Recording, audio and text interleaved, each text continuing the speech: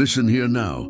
If you ever lived on a farm, way out where the darkness swallows everything whole and the nearest neighbor is miles away, then you know there are things out there that can't be explained. Things that make the hair on the back of your neck stand up. Things that your rational mind wants to dismiss, but your gut knows are real. I'm gonna tell you stories tonight that'll make you think twice about walking outside after sundown. These ain't made-up tales for entertainment.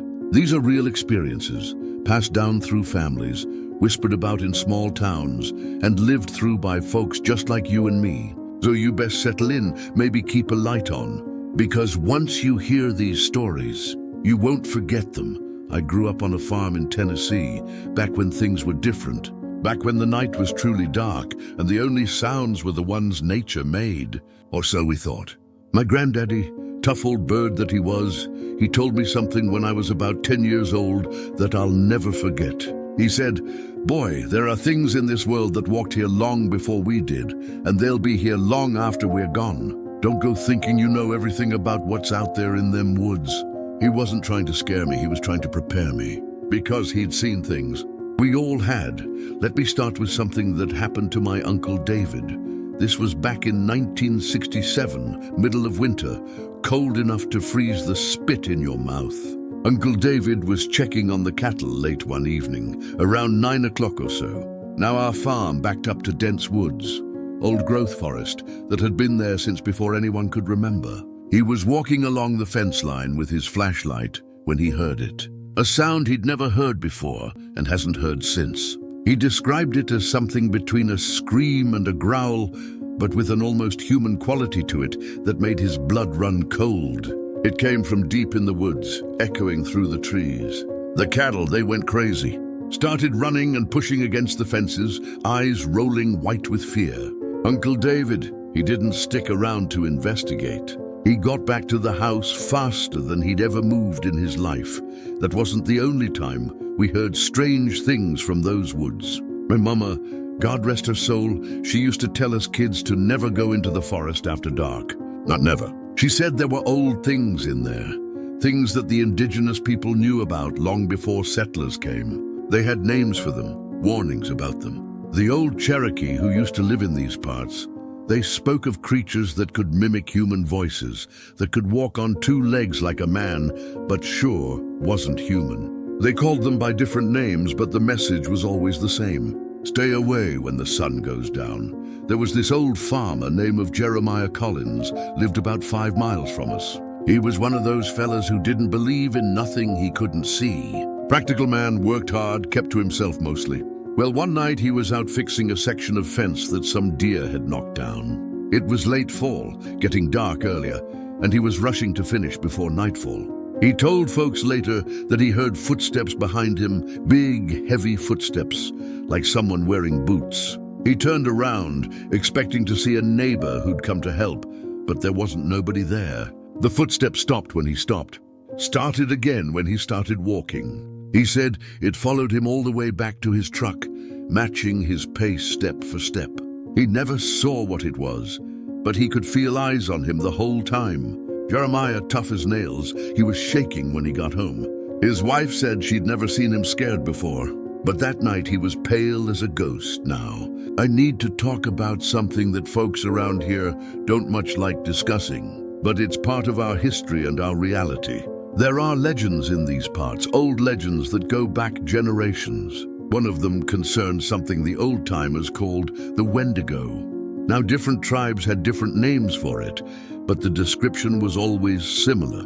A creature that was once human, but became something else, something hungry and wrong. It was said to haunt the deep forests, especially in winter, and it had an insatiable appetite. The stories say it could mimic voices of people you knew, calling to you from the darkness, trying to lure you out. My grandma said her grandmother warned her about it. Said if you ever heard your name being called from the woods and you couldn't see who was calling, you run the other way and don't look back.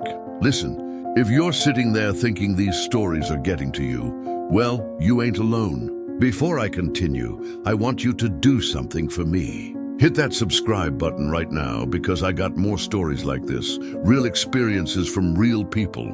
Give this video a like if it's giving you chills. And please drop a comment telling me if you've ever experienced something you couldn't explain on your farm or in your rural area. I read every single comment, and trust me, you all have stories that need to be heard. Now let's keep going, because it gets stranger from here. I want to tell you about the abandoned farmhouse that sat on the edge of our property. It'd been empty for as long as anyone could remember, probably 40 or 50 years by the time I was growing up. The strange thing about it was that it looked like whoever lived there just up and left one day without taking nothing. There were still dishes in the cabinets, clothes in the closets, furniture covered in decades of dust. As kids, we were forbidden from going near that place, but you know how kids are. Curiosity gets the better of common sense.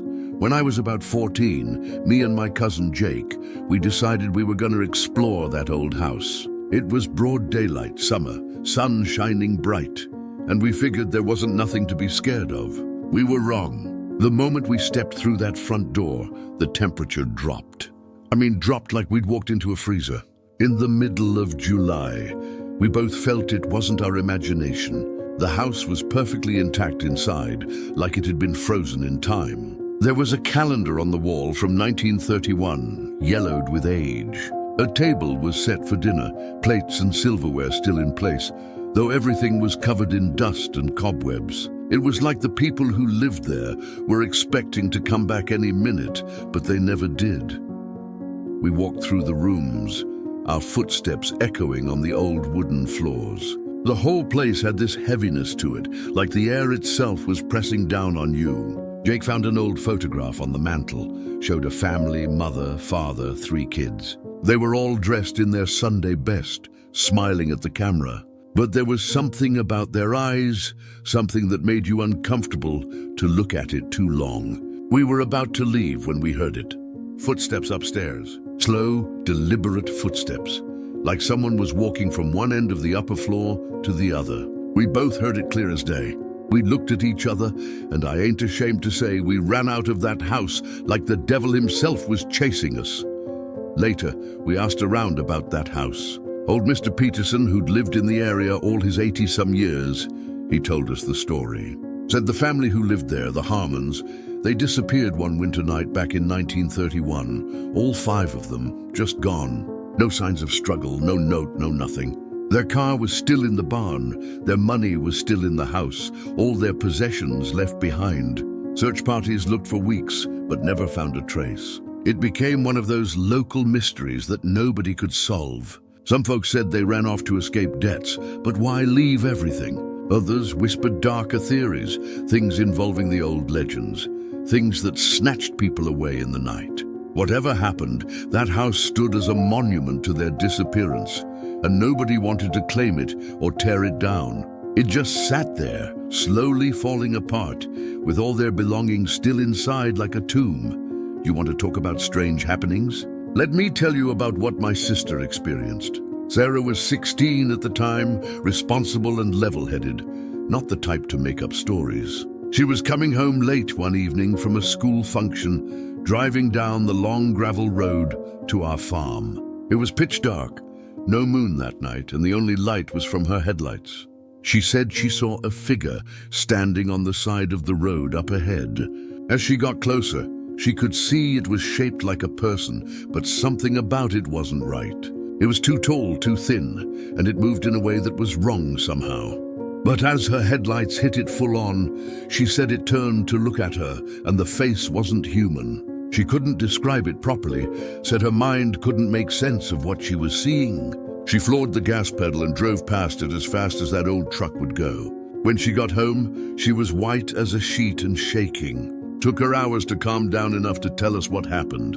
My daddy went back out there with his shotgun and a spotlight, but there wasn't nothing to find. No footprints, no signs anyone had been there at all.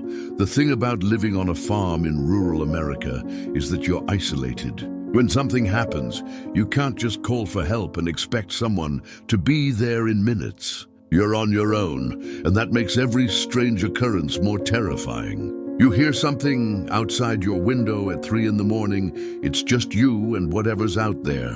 That changes how you think about things. Makes you respect the darkness and the unknown in a way city folks might not understand. There was this phenomenon we used to experience fairly regular, though we didn't talk about it much. You'd be outside after dark, doing evening chores or whatever needed doing, and you'd hear voices. Not loud, but clear enough. Sounded like people having a conversation, but when you tried to locate where it was coming from, you couldn't. The voices seemed to come from everywhere and nowhere at once. Sometimes you could almost make out words, but not quite. It was like listening to a conversation in the next room through a wall. You know someone's talking, but can't understand what they're saying. My pa said it was just the wind playing tricks, sound carrying funny across the fields. But I don't know. The wind don't have conversations, and these voices, they had a rhythm to them. A back and forth like people were talking to each other. Old Bill Crawford. He lived 3 farms over. He swore he heard his dead wife calling to him one night. She'd passed away 2 years prior, but he said clear as day he heard her voice calling his name from the barn. It was her voice, he was certain of it, the way she always called him in for supper. He went out there with his lantern, heart pounding, half hoping and half terrified that he'd find her. But the barn was empty, just the animals looking at him curious-like.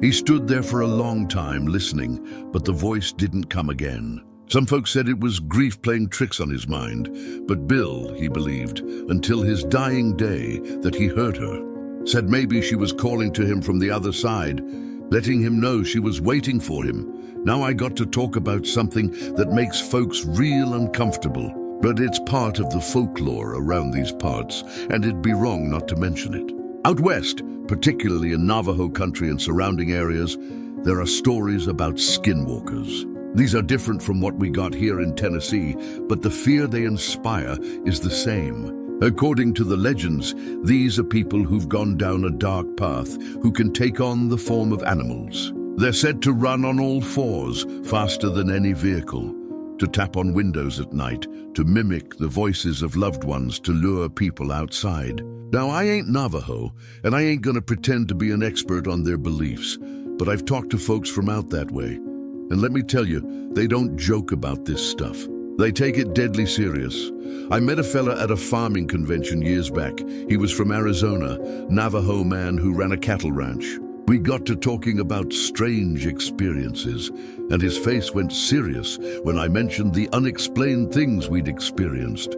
He told me about a night when something circled his house for hours, scratching at the walls, tapping on windows. His dogs, brave animals who'd faced down coyotes without hesitation, they were huddled under the kitchen table, shaking and whimpering. He said, whatever it was, it knew his name, knew his family's names, and it called to them in voices that sounded almost right, but not quite. He and his family stayed inside until dawn, doors locked, rifles loaded, praying for the sun to come up. When morning came, there were tracks around the house, tracks that started as human footprints and changed into something else, something with claws. He showed me a photo he'd taken of the tracks, and I'm telling you, it made my skin crawl. The thing is, these stories exist in every culture, every part of the world has its legends of things that go bump in the night. But there's a reason these stories persist, a reason they get passed down generation after generation. People see things, experience things that can't be easily explained away.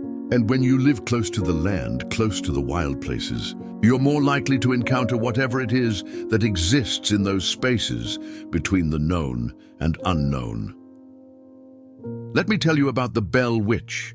Now, this is a famous story from Tennessee. Happened up in Adams, Robertson County.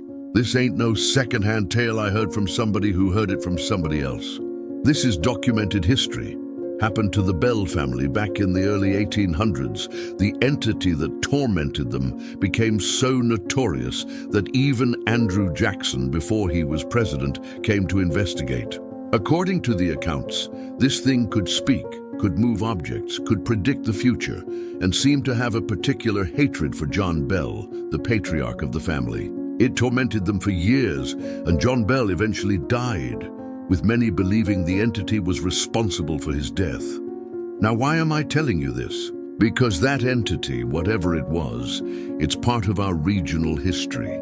It's a reminder that Tennessee, like many rural areas, has a long history of unexplained phenomena.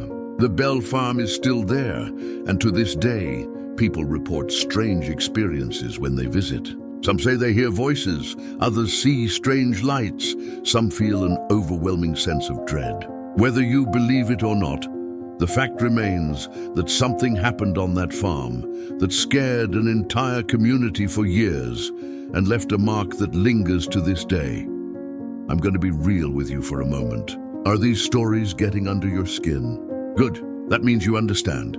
That means you know there's truth in what I'm saying. Now I need you to do me a favor. If you're invested in these stories, if you want to hear more real accounts of unexplained events from rural America, hit that subscribe button. Smash that like button if this content is what you're looking for. And most importantly, comment below. Tell me what you've experienced. Tell me what happened on your farm or your grandparents' farm. Tell me about the things you saw or heard that you couldn't explain. Your stories matter, and there's a community here that wants to hear them. We're in this together, trying to make sense of the things that defy explanation. Getting back to it, I want to talk about the feelings you get sometimes on a farm. You know what I'm talking about if you've experienced it. You're going about your business, everything's normal, and then suddenly my granddaddy, on his deathbed, he told me something I'll never forget. He said, "Boy, I've lived a long life and seen a lot of things. Some of them I could explain, some of them I couldn't. But I'll tell you this, the world is stranger and more mysterious than most people are willing to admit. Keep an open mind, respect the things you don't understand, and never assume you know everything there is to know." Those words have stuck with me all these years, and I've tried to live by them. The abandoned houses scattered across rural America, they're like monuments to mysteries we'll never solve. Each one has a story, each one has a reason it was left behind. Some of those reasons are mundane, economic hardship, families moving on to better opportunities.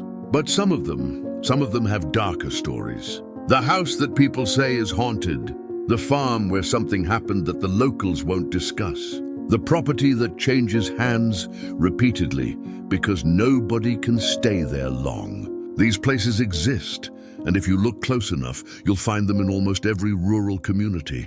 There was a farm about 10 miles from us, beautiful property, good land, nice house. It went up for sale at a price that seemed too good to be true. Several families bought it over the years, but none of them stayed more than a year. They'd move in full of hope and excitement, and they'd move out pale and shaken, refusing to talk about why they were leaving. Eventually, it got a reputation, and nobody would buy it at any price.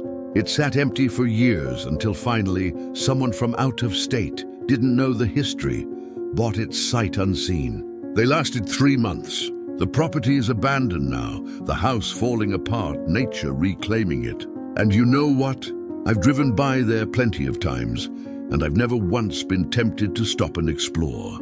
Some things are better left alone. The sounds you hear at night on a farm, they can mess with your mind. The wind through trees can sound like voices. An old barn settling can sound like footsteps. An animal in distress can sound almost human. But then there are sounds that don't fit any explanation. The sound of a door slamming when no doors are open. The sound of machinery running when nothing's turned on. The sound of a child laughing when no children are around. These are the sounds that wake you from a dead sleep, that make you grab a flashlight and weapon, that make you question your own sanity. My cousin Rachel, she experienced something that still bothers her to this day. She was staying at our grandparents' old farmhouse, the one I grew up visiting every summer. It was late at night. She was the only one awake, reading in bed. She heard what sounded like a party going on downstairs. Music, laughter, people talking and having a good time. She thought maybe my grandparents had guests she didn't know about. Though it was odd, they'd be entertaining so late. She went downstairs to see what was going on, and the moment she reached the bottom step, all the sound stopped. Instant silence. The house was dark and empty. Her grandparents were asleep in their room. But she'd heard it clear as day, a whole room full of people having a celebration. When she told my grandmother about it the next morning, Grandma just nodded, like it was the most natural thing in the world. said that house was over 150 years old, that lots of living had happened in it, and sometimes the echoes of that living come through. She didn't seem bothered by it at all, but Rachel, she never spent the night there again. We're coming near the end here, but I got a few more things I need to say. Living on a farm, especially in areas with a long history, you become aware that you're not the first to walk that land. Generations of people lived and died there before you. Native Americans for thousands of years before European settlers came. Those settlers, their joys and sorrows, their triumphs and tragedies, all of that soaked into the land. Maybe that's part of what we're experiencing. Maybe the land itself holds memory, holds energy from all that came before. Or maybe there are things that exist outside our understanding, things that science can't measure or explain. I don't claim to have the answer.